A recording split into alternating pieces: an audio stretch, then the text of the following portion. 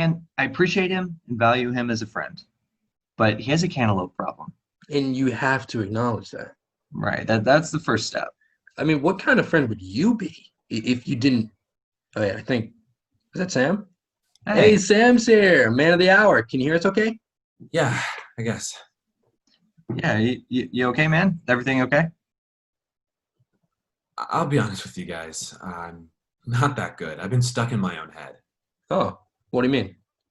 Well, I've been thinking, feeling, about life and everything around me.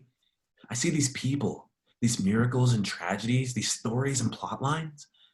In some abstract sense, they construct themselves, but I can't shake the feeling that there's something more deliberate going on.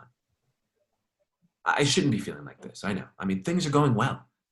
But if this is a narrative, then this is the part where something bad happens, right? I mean, you're writers.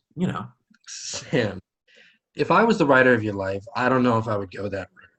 I might, but I might not. It's up in the air, just like life. To the character, does it really make a difference whether it's written if things are just as uncertain either way? Yes, it does. It does matter. They have a right to know. Okay. Let's just say for a moment that I'm the director of your life, Sam, and Blair's the writer. Just picture it. If my life's a show, then the writer's on antidepressants and the director's a hack. I hope you're okay, Blair. I really do. And Brady, come on.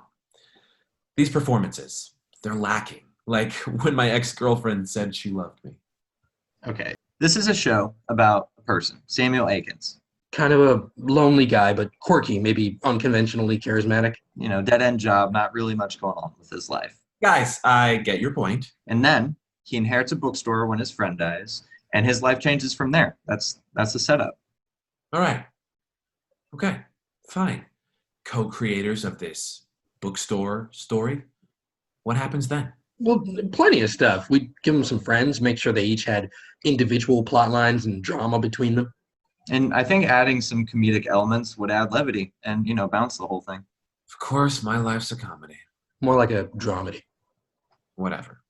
This would be a show about growing up in the current day, living, in your early 20s, that kind of second adolescence, and, you're still learning how to be your true self. It's about trauma and politics and the bonds between people and how you work past those issues. It's about a lot of things, but I think the main thing it's about is rolling with the punches in life. But what happens in this bookstore show? He makes friends, runs the bookstore, changes as a person, themes, all that. But how does it end? What happens to him? What happens to Sam?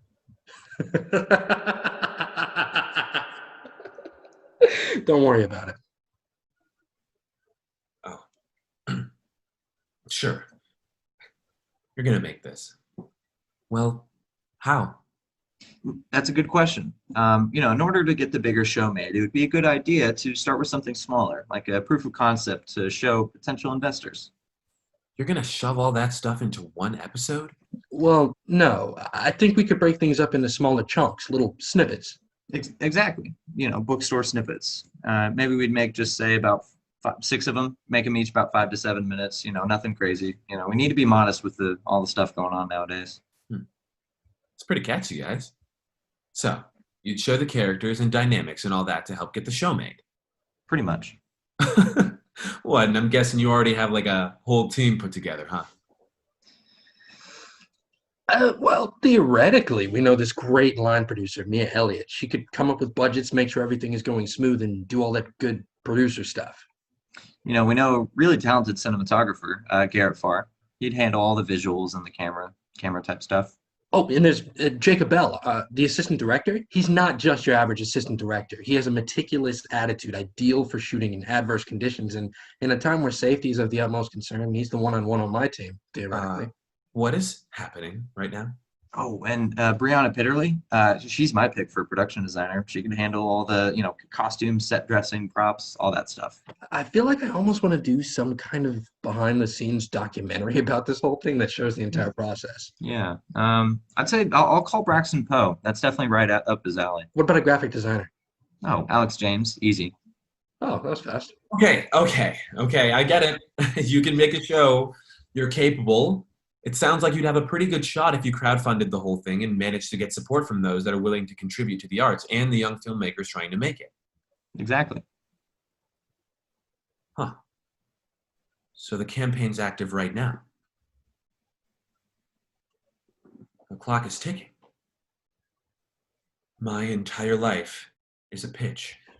Well, more like a work in progress with a solid chance. Guys, I don't want to think about this anymore. I've got stuff to do. Okay. Well, be brave. Stay safe. At least try. Oh man, that was way too close. He almost caught on. Yeah. We'll be more careful from here on out. Yeah, I agree. Hey, you wanna go back over the scripts? Yeah. I'm thinking we had a scene where he stubbed his toe. That's hilarious. I'm writing that down. Pain is pure comedy. Yep. Pain is hilarious.